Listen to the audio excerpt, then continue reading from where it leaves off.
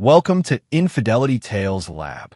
We're grateful for having such amazing viewers like you. Tell us, which part of the world are you watching from today? Morning coffee or evening wind down? Share below. Now, let's dive into today's story.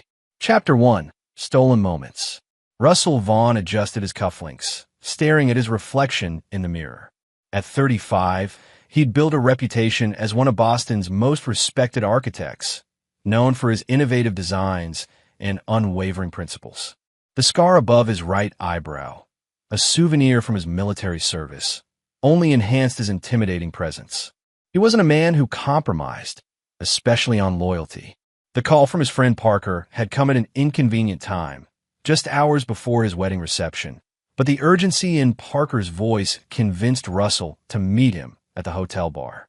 "This better be important," Russell said, sliding onto the bar stool next to Parker.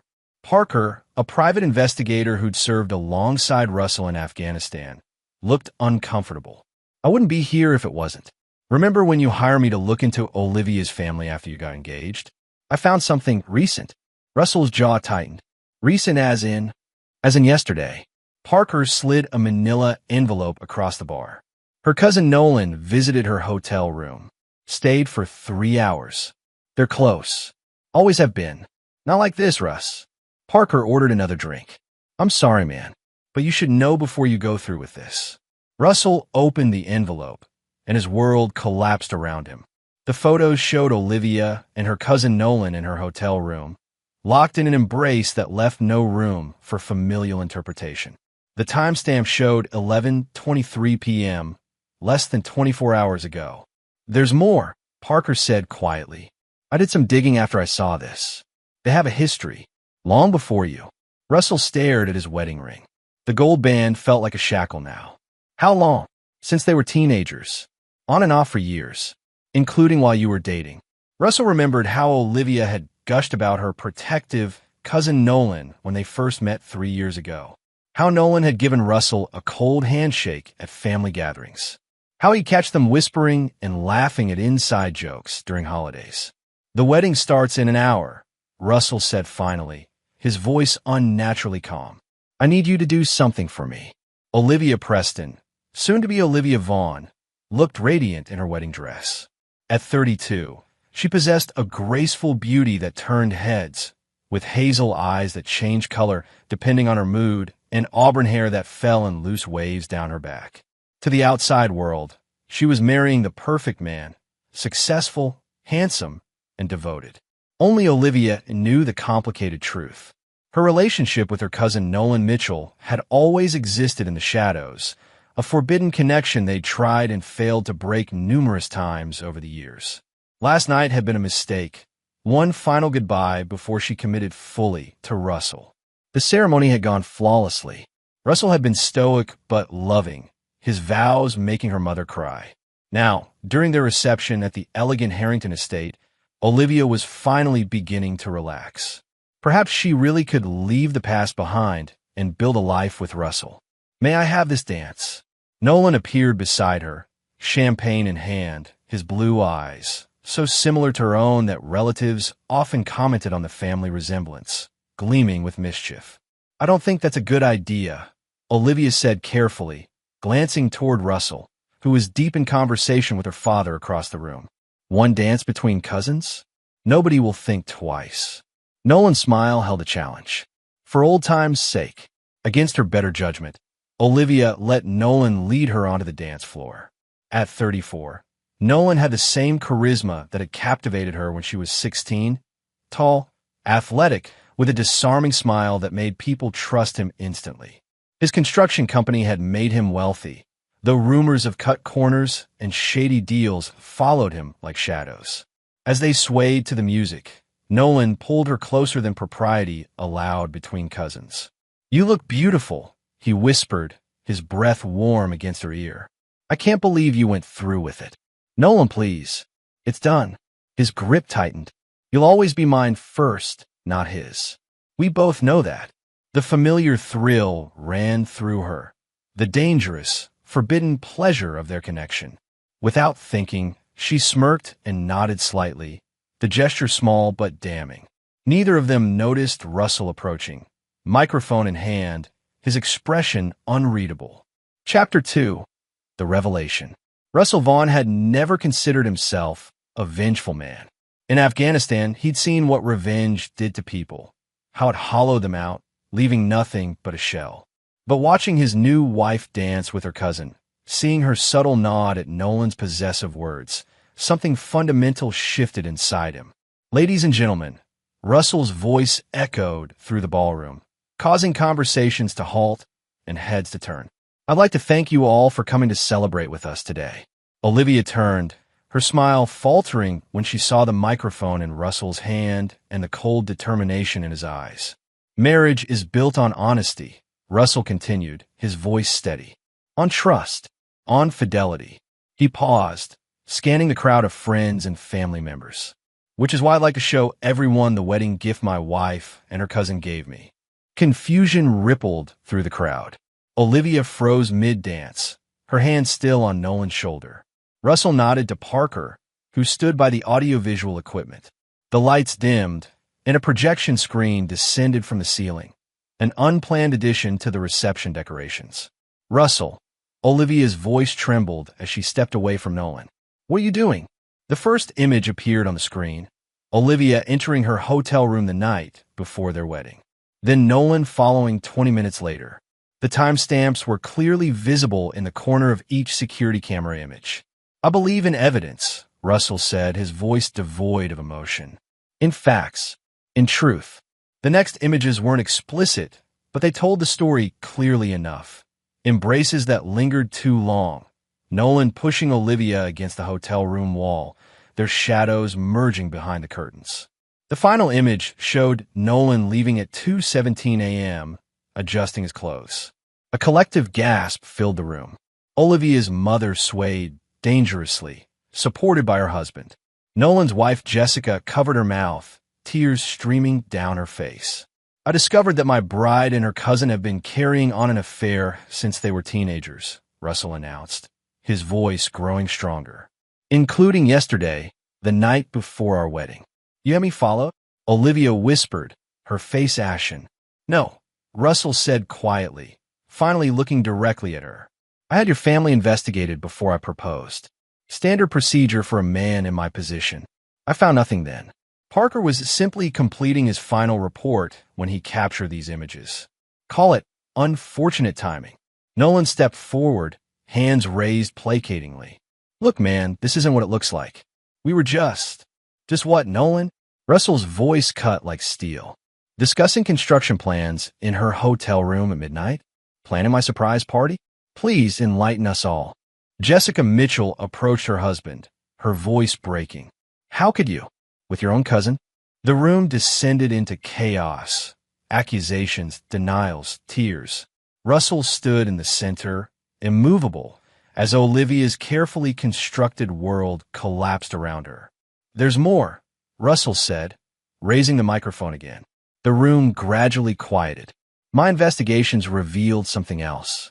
Something I wasn't looking for, but found nonetheless. The screen changed to show documents, bank statements, property deeds.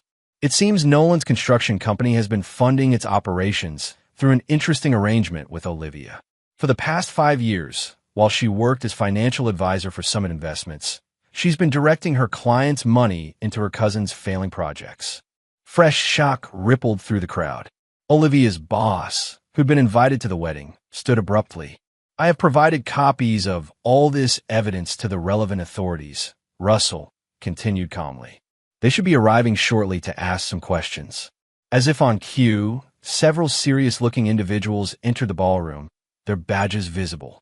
Russell placed the microphone on a nearby table and removed his wedding ring, placing it beside the microphone. The honeymoon to Bali has been canceled, he said, straightening his tie. I believe you'll both be otherwise occupied. Chapter 3. The Architect of Pain. 3 years earlier, Russell Vaughn had fallen hard for Olivia Preston. They'd met at a charity gala, where she'd approached him about a donation to her organization supporting veterans. Her passion for the cause and her quick intelligence had impressed him immediately. Their courtship had been a whirlwind. Dinners at exclusive restaurants, weekends in the Hamptons, a magical Christmas in Vienna. Russell, always cautious, had found himself swept up in the romance of it all. For the first time since his return from Afghanistan, the nightmares had subsided. Olivia made him feel whole again. The first time he met Nolan had been at Thanksgiving dinner with Olivia's family. Something about the way Nolan had hugged Olivia set off warning bells in Russell's mind. His hand lingering too low on her back, their embrace lasting a beat too long. But Russell had dismissed it as his own paranoia, a product of the hypervigilance that had kept him alive in combat. They grew up together, Olivia's mother had explained when she caught Russell watching them. More like siblings than cousins. They've always been inseparable. Russell had nodded and smiled, but the unease remained. Over the next 2 years, he noticed other things. How Olivia's phone would buzz late at night with texts she'd quickly delete. How she'd suddenly need to run errands when Nolan was in town. How they seemed to communicate in half-sentences and meaningful glances at family gatherings. A month before proposing, Russell had hired Parker to investigate Olivia's family. It wasn't personal, he told himself. It was what any prudent businessman would do before merging his life with someone else's. The investigation had found nothing suspicious, and Russell had proposed with a 5-carat diamond ring on a sailboat in Nantucket Sound. Now, as the wedding reception dissolved into chaos around him, Russell retreated to a quiet corner of the venue. Parker joined him, handing him a tumbler of whiskey. "You okay?" Parker asked. Russell took a long sip. "I will be." The financial fraud. "That was a surprise to me, too," Parker admitted. "I only found it last night while going through her emails. There's a paper trail a mile wide. People get careless when they think they're untouchable," Russell said, watching as federal agents separated Olivia and Nolan for questioning. Jessica Mitchell approached them, her makeup streaked with tears. "Did you know?" "Before today." Russell shook his head. "Not about you." "I'm sorry." Jessica's laugh was bitter. "Don't be. I suspected something. Just not this." She gestured toward Olivia. "Not her. They really thought they were clever, didn't they?" Russell studied Jessica, a kindergarten teacher who'd supported Nolan through business school, who believed in his dreams. Another casualty of Olivia and Nolan's selfishness. "What will you do now?" Russell asked her. Jessica straightened her shoulders. "Divorce him. Rebuild." "You." "The same." Russell finished his whiskey. "Though I think I'll add a third step." "What's that?" Russell's smile was cold. "Ensure they never recover." As Olivia was escorted from the ballroom by federal agents, her eyes found Russell's across the room. The plea in them was clear. "Help me." Russell raised his empty glass in a mock toast and turned away. The wedding was over. The war had just begun. Chapter 4. Cold Calculations. 6 months after the wedding turned nightmare, Russell Vaughn sat in his penthouse office, reviewing the latest reports from his investigators. After the initial arrests, both Olivia and Nolan had been released on bail, their expensive lawyers working tirelessly to postpone their trials and discredit evidence. What they didn't know was that Russell had only revealed the tip of the iceberg at the wedding reception. The past 6 months had been spent meticulously gathering more evidence, following money trails, and identifying every person Olivia and Nolan had ever wronged. "Mr. Vaughn," his assistant's voice came through the intercom. "Ms. Mitchell is here to see you." Russell closed the file. "Send her in." Jessica Mitchell entered, looking markedly different from the broken woman at the wedding reception. Her blonde hair was cut in a sleek bob, her business attire crisp and professional. "Thank you for seeing me," she said, taking the offered seat across from Russell. "Your message said it was important." Jessica placed her own file on the desk. "Nolan's trying to hide assets before the divorce is finalized. My lawyer found these accounts, but we can't access them without proof they're connected to him." Russell flipped through the documents. "These are shell companies. Similar structure to what they use for the client fraud." "I thought you might recognize the pattern," Jessica said with a grim smile. "I want what's legally mine after 12 years of marriage, but more than that, I want him to have nothing." Russell studied her. "Revenge isn't always the answer, Jessica," says the man who exposed his wife's affair at their wedding reception. Russell conceded the point with a slight nod. "What exactly are you proposing?" "A partnership," Jessica said. I have insider knowledge about Nolan's business practices that go back years. Things I witnessed, conversations I overheard. You have the resources and connections to do something with that information. And what do you get out of this partnership? Jessica's eyes hardened. Justice, financial security, and the satisfaction of watching him lose everything, just like I did. Russell considered her offer. Jessica Mitchell was intelligent, motivated by a righteous anger he understood all too well. And she had access to information his investigators might never uncover. All right, he said finally, but we do this my way. Methodical, legal, nothing that can come back on either of us. Jessica's smile was razor sharp. I wouldn't have it any other way. Across town, in a considerably less impressive apartment, Olivia Preston sat across from her lawyer, absorbing the latest bad news. They've frozen all your accounts, Lorraine Davies explained, removing her glasses. The prosecution has convinced the judge that any funds might be proceeds from the alleged financial crimes. This is ridiculous, Olivia said, pacing the small living room. It was Nolan's idea. All of it. I just helped with some introductions. The evidence suggests otherwise, Lorraine replied carefully.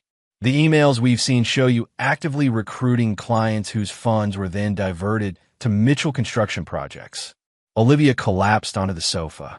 Her designer clothes and luxury handbags had been sold one by one to pay legal fees. The prestigious financial firm had fired her immediately after her arrest. Former friends crossed the street to avoid her.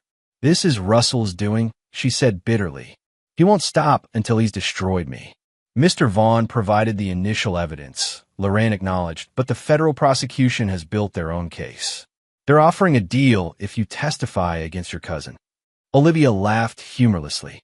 Throw Nolan under the bus? He'd never forgive me. You're facing up to 15 years, Olivia. Nolan would do the same to you in a heartbeat. Before Olivia could respond, her phone buzzed with a text from Nolan. Need to talk. Meet at the usual place. 8 p.m. Their usual place was a small jazz club in Cambridge where they'd first crossed the line from cousins to something more forbidden when she was 16 and he was 18. The owners had changed over the years, but the back booth where they'd shared their first kiss remained the same. I'll think about it, Olivia told her lawyer, already planning what she would wear to meet Nolan. Some habits were harder to break than others. Chapter 5. The Spider's Web. The jazz club was nearly empty when Olivia arrived. Tuesday nights were slow, which was precisely why she and Nolan had chosen it for their meetings over the years. Less chance of being recognized together. Nolan was already in their booth, nursing a scotch, his once immaculate appearance now slightly disheveled. The stress of the past months had etched new lines around his eyes. You look terrible, Olivia said, sliding into the booth across from him. You don't look much better, he retorted, pushing a glass of white wine toward her. Your lawyer call you today? Olivia nodded. They're offering a deal if I testify against you. Same here, Nolan said with a bitter laugh. They're playing us against each other. It's Russell. He's behind this. Olivia sipped her wine. The initial evidence wasn't enough for him. He's still digging. Nolan leaned closer. We need to strike back. Find something on him. Everyone has skeletons. Olivia shook her head. Not Russell. He's too careful, too controlled. Nobody's perfect. What about his time in Afghanistan? Those military records are sealed for a reason. Olivia hesitated. He never talked about it. Just nightmares sometimes. Waking up screaming names I didn't recognize. There's our angle, Nolan said, excitement creeping into his voice. I have a contact who might be able to access those records. If there's something there, something he did, we could use it as leverage. Blackmail? That's your solution. You have a better idea? The prosecution has emails, bank transfers. My company is bankrupt. Jessica is taking everything else in the divorce, and you're selling designer purses to make rent. We're running out of options, Liv. Olivia considered her cousin's words. She'd loved Russell once, or thought she had. But that man had disappeared the moment he picked up that microphone at their wedding reception, replaced by a cold, calculating stranger intent on her destruction. All right, she agreed reluctantly. See what your contact can find. But be careful. if Russell catches us digging into his past. He won't, Nolan assured her, reaching across the table to squeeze her hand.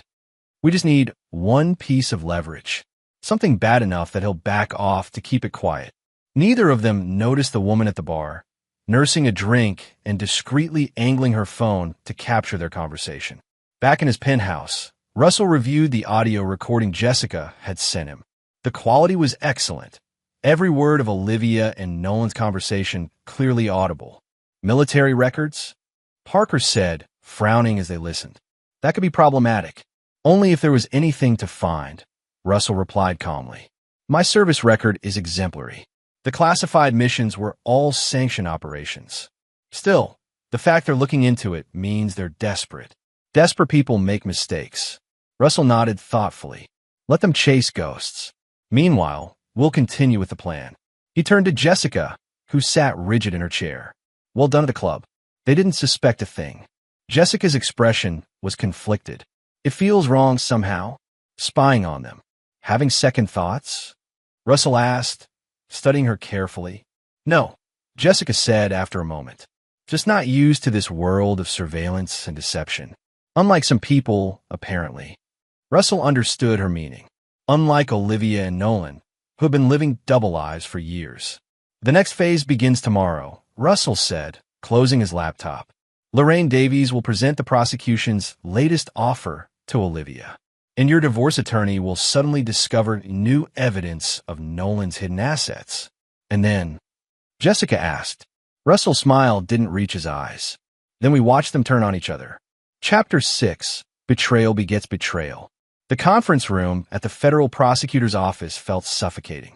Olivia sat beside her lawyer, facing Assistant U.S. Attorney Marissa Chun, whose reputation for ruthless prosecution of white-collar crime had earned her the nickname the Executioner among Boston's legal community.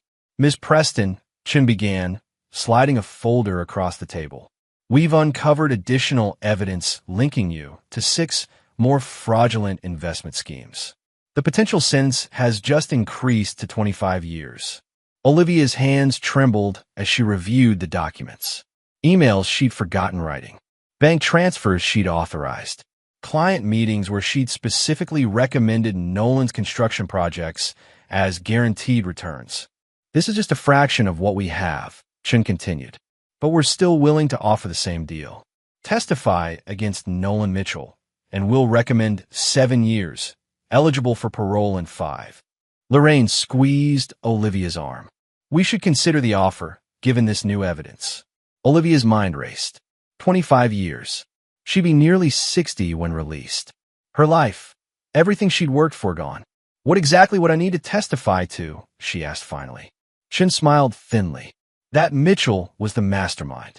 That he coerced you into using your position to direct client funds to his projects. That he threatened you when you wanted to stop. None of that is true, Olivia protested weakly. It was mutual. We planned it together. Are you sure about that? Chun pushed another document toward her. This is a statement from Mitchell's attorney from yesterday. He claims you were the architect of the entire scheme, that you manipulated him through your unique relationship. Olivia stared at the document in disbelief. Nolan was blaming her? After all they'd been through together? He's lying, she whispered. Maybe, Chun acknowledged. But his story is consistent with the evidence. And it's better for the jury. The naive businessman manipulated by his seductive, financially savvy cousin. Ms. Chun, Lorraine interjected. May we have the room for a moment? Once alone with her client, Lorraine spoke bluntly. He's thrown you to the wolves, Olivia. Take the deal. Olivia's shock gave way to cold rage. After everything she'd sacrificed for Nolan, her integrity, her career, her marriage to a good man, he betrayed her at the first opportunity. I'll take the deal, she said when Chun returned. And I have more to offer than just testimony. I know where all the bodies are buried. Nolan Mitchell faced his own reckoning across town. His divorce attorney looked grim as he delivered the news. Mrs. Mitchell's legal team has uncovered offshore accounts in Belize and the Cayman Islands. The judge has frozen those assets as well, pending the outcome of the divorce proceedings. That's impossible, Nolan sputtered. Those accounts were untraceable. His attorney gave him a disappointed look. Apparently not. And your reaction just confirmed their existence, which I was still hoping to deny. Nolan slumped in his chair. Those accounts contained nearly $12 million, his emergency fund, his ticket to a new life once this legal nightmare was behind him. There's more, his attorney continued reluctantly. Your cousin has accepted a deal with the prosecution. She'll be testifying against you next month. She wouldn't, Nolan said, but even as the words left his mouth, doubt crept in. Hadn't he just done the same to her? What did she tell them? Everything, apparently, including details about transactions not previously known to the prosecution. Your exposure has effectively doubled. Nolan's phone buzzed with a text. Unknown number. Meeting your contact about Vaughn's military records tonight was a mistake. Check the news tomorrow. Cold dread washed over him. He had indeed met with a shady hacker the previous night, passing him an envelope of cash in exchange for promises to access Russell's classified service record. I need to make a call, Nolan said urgently, standing. His attorney frowned. To whom? Almost all your communications are being monitored as a condition of your bail. My cousin, Nolan said grimly. We need to present a united front or we're both finished. But when he tried Olivia's number, it went straight to voicemail. His text remained undelivered. It was as if she'd vanished completely. In his luxurious office, Russell Vaughn watched the surveillance feed showing Nolan's mounting panic. Beside him, Jessica observed dispassionately. You were right, she said. They turned on each other immediately. People reveal their true nature under pressure, Russell replied. All we did was apply the pressure. What happens tomorrow? Jessica asked. The text about the news? Russell smiled coldly. Nolan's contact was one of Parker's associates. Instead of finding dirt on me, he's been feeding information to the FBI about Nolan's attempt to hack classified military records. A federal offense all its own. Will they arrest him? Oh, yes. And violate his bail conditions in the process. Russell closed the surveillance feed. By this time tomorrow, Nolan Mitchell will be in federal custody with no possibility of release before trial. And Olivia will be in witness protection, preparing to testify against the cousin she once couldn't live without. Jessica's expression was troubled. Is it enough? After what they did to us? Russell considered her question seriously. No, he said finally. It's not enough. But it's a start. Chapter 7. The Price of Betrayal. 1 year had passed since the wedding that never was. Boston winters had a way of stripping everything bare, revealing the stark reality beneath the facade, much like Russell's revenge had done to Olivia and Nolan's lives. Nolan Mitchell, once the charismatic construction magnate, now shuffled into the courtroom in an orange jumpsuit, his hands and feet shackled. The attempted access of classified military records had indeed violated his bail conditions, as Russell predicted. The past year had been spent in pretrial detention at a federal facility. From his seat in the back of the courtroom, Russell observed the proceedings dispassionately. Today was Olivia's day to testify, the culmination of months of preparation with the prosecution.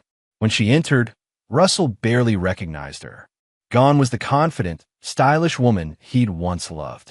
This Olivia moved cautiously, her designer clothes replaced by a modest gray suit that hung loosely on her frame. She avoided looking at Nolan, keeping her eyes fixed on the prosecutor. As she took the oath, Olivia finally glanced toward the gallery and froze when she spotted Russell. The blood drained from her face. She hadn't expected him to be there, witnessing her public humiliation. Ms. Preston, Assistant U.S. Attorney Chun began, please describe for the court how your relationship with the defendant, Nolan Mitchell, led to the fraudulent investment scheme that defrauded clients of over $20 million. Olivia detailed everything. Their illicit relationship beginning in their teens, how it continued through her engagement and marriage to Russell, how Nolan had first suggested using her position to direct client funds to his struggling construction projects. He said it would just be temporary. Olivia testified, her voice barely audible, that the projects would succeed and we'd return the money before anyone noticed. But each project failed, requiring more investment to cover the previous losses. And did Mr. Mitchell threaten you when you expressed doubts? Chun asked. Olivia hesitated, glancing at Nolan, whose expression had hardened into hatred. "Yes," she said finally. "He threatened to expose our relationship to my family, to Russell, to everyone. He said we were in too deep to stop." Russell knew this was a lie, part of the deal Olivia had struck with the prosecution. From the surveillance at the jazz club, it was clear their criminal enterprise had been a partnership. But the lies served his purposes, so he let it stand. When cross-examination began, Nolan's attorney attacked Olivia's credibility and character. "Isn't it true that you maintained an inappropriate relationship with your own cousin for nearly 20 years? That you continued this relationship through your engagement and into your marriage with Russell Vaughn?" "Yes," Olivia admitted, tears streaming down her face. "And isn't it true that you were the financial expert who structured these investments, who knew exactly how to manipulate accounts to avoid detection?" "Objection," Chin called out, badgering the witness. Sustained, the judge ruled. But the damage was done. Olivia's reputation, whatever remained of it, was being systematically destroyed in public record, broadcast on local news, detailed in newspaper articles. Her cooperation with the prosecution would reduce her sentence, but her life, as she knew it, was over. After the day's proceedings concluded, Russell found himself face to face with Olivia in the courthouse corridor. Security guards flanked her, preparing to return her to the safe house where she was being kept until the trial concluded. "Why are you here?" she asked, her voice hollow. "Haven't you done enough?" Russell studied the woman he'd once planned to spend his life with. "I wanted to see it through," he said simply. "You've won, Russell. We're both ruined. Are you satisfied now?" Russell considered her question. "I never wanted this, Olivia. You did this to yourself. To us. It wasn't supposed to be like this," she whispered. "I did love you. In my way. Your way wasn't enough." Russell stepped aside to let her pass. "Goodbye, Olivia." As she was led away, Russell felt no triumph, no satisfaction, only a cold certainty that justice was being served. Not by the courts, but by his own hand. Chapter 8. Collateral Damage. The fallout extended far beyond Olivia and Nolan. Like stones thrown into a pond, their actions had created ripples affecting countless lives.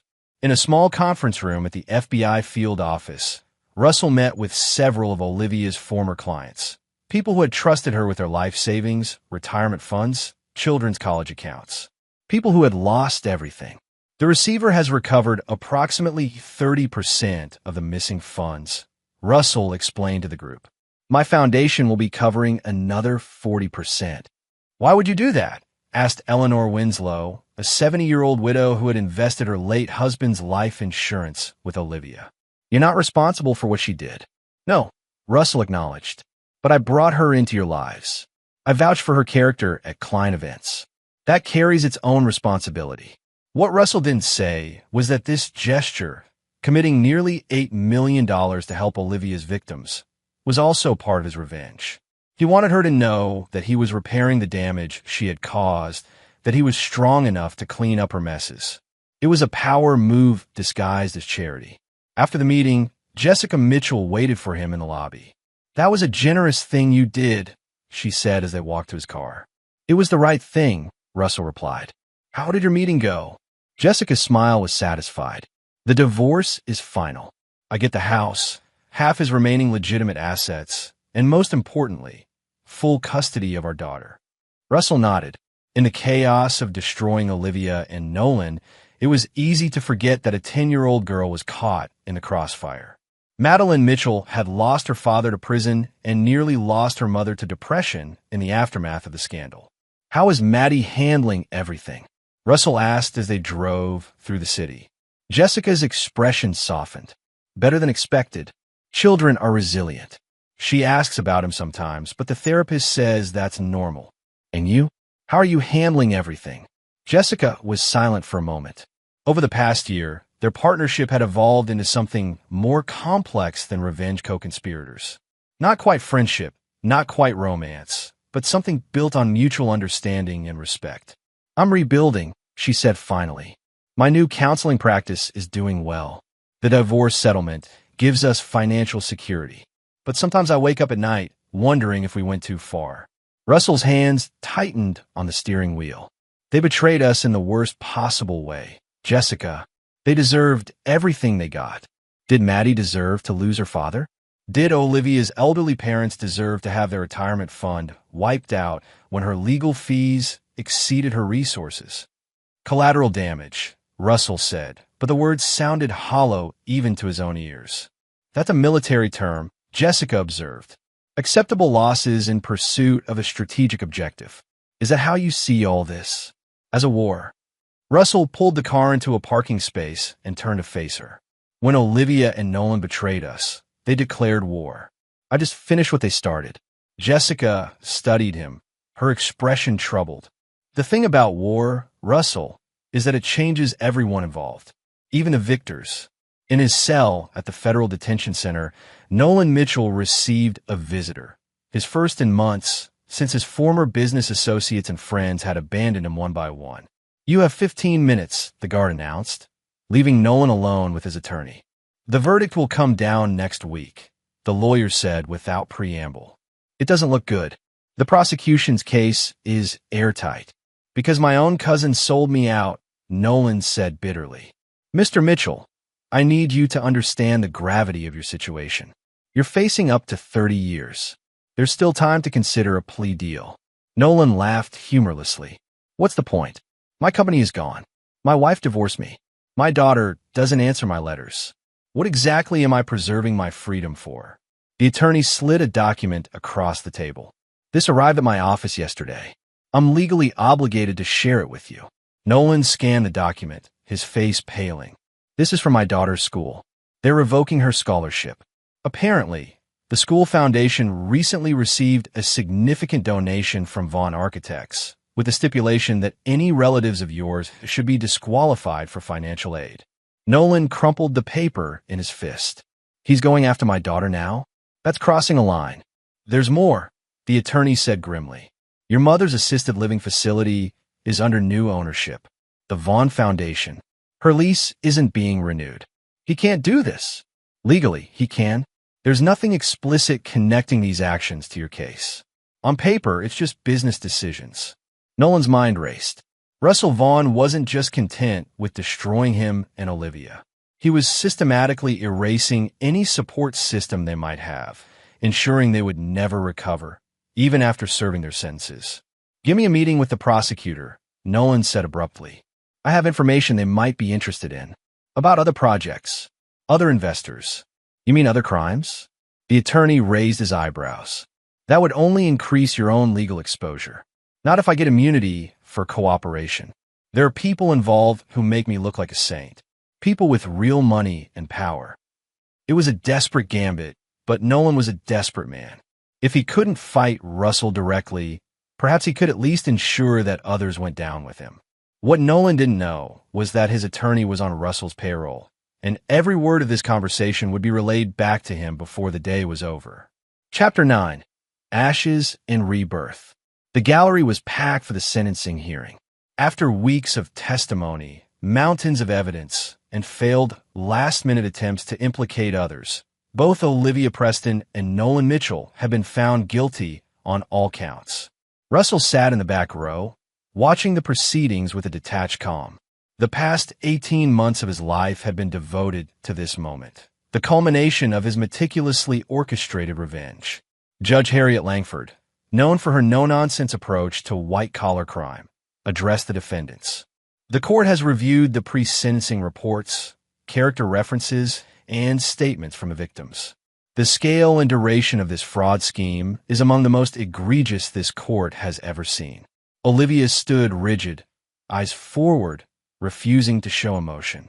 Nolan seemed resigned, occasionally glancing toward the gallery where his daughter sat with Jessica, the child's face deliberately hidden from her father's view.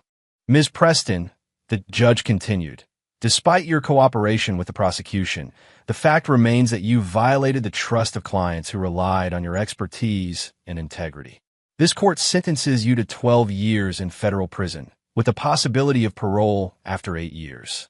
A soft sob escaped Olivia's mother in the front row. Russell felt nothing. Mr. Mitchell, your role as instigator of this scheme, combined with your attempts to obstruct justice and your lack of remorse, warrants the maximum penalty. This court sentences you to 25 years in federal prison, with the possibility of parole after 18 years. As the defendants were led away, Russell caught Olivia's eye one final time. In her gaze, he saw not hatred or anger, but a profound emptiness, the look of someone who had lost everything, including herself. Outside the courthouse, reporters swarmed around the key players in the drama. Russell declined comment, moving purposefully toward his car, where Parker waited. "It's done," Parker said as they pulled away from the curb. "Almost," Russell replied. Their final stop was the cemetery where Russell's parents were buried. He hadn't told them much about Olivia when they were alive. His father's declining health and mother's dementia had limited meaningful conversations in their final years. But he felt a need to visit them now, to mark the end of this chapter in his life. As he placed flowers on their shared headstone, Russell noticed Jessica walking between the graves nearby, also carrying flowers. Their eyes met, and she approached slowly. "I thought I might find you here," she said. "Your assistant mentioned you had a standing appointment on Thursdays." "Visiting old ghosts," Russell acknowledged. "You?" "My sister," Jessica said softly. Today would have been her 35th birthday. They stood in companionable silence for a moment. "It's really over," Jessica said finally. "The sentencing, the legal battles, all of it." "Yes." "Do you feel different? Vindicated? Satisfied?" Russell considered her question carefully. "I feel unburdened, like I can finally think about the future instead of the past." And what does that future look like for Russell Vaughn? Russell hadn't allowed himself to think beyond his revenge for so long that the question caught him off guard.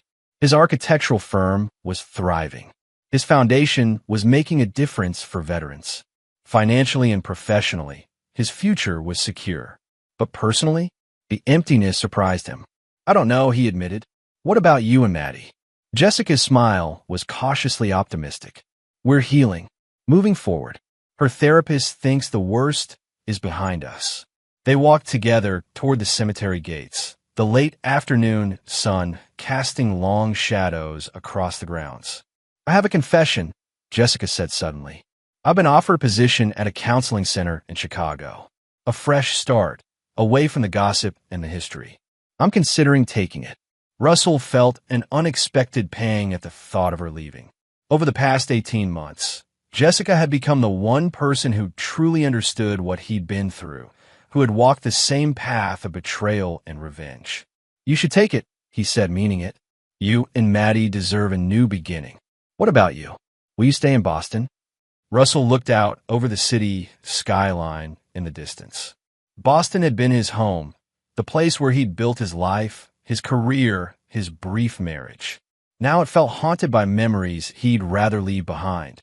"I've been offered a project in Seattle," he said. "A sustainable urban development. The kind of work I've always wanted to do." "You should take it," Jessica echoed his words with a smile. They reached their cars, pausing awkwardly. They weren't friends in the traditional sense, but they were bonded by shared trauma and mutual respect. "When do you leave?" Russell asked. "End of the month. Maddie will finish the school year here, then transfer." Russell nodded. "I wish you both the best, Jessica. Truly. And I you." She hesitated, then added, "Was it worth it? Everything we did." Russell thought about Olivia and Nolan, now beginning decades behind bars. About the destroyed lives, the collateral damage, the person he'd become in pursuit of justice. "They made their choices," he said finally. "We made ours." Jessica studied him for a long moment, then nodded, accepting his non-answer. "Goodbye, Russell." As he watched her drive away, Russell felt a chapter closing definitively. His revenge was complete. Justice, by his definition, had been served. Olivia and Nolan would never recover from what he'd done to them, just as he had never fully recovered from their betrayal. The difference was that Russell could still rebuild, still create, still find purpose. That perhaps was the most satisfying revenge of all, not just destroying those who had wronged him, but thriving in spite of them. Russell got into his car and drove toward the future, leaving the ashes of his past behind. And there you have it. Another story comes to an end. What did you think? I'd love to hear your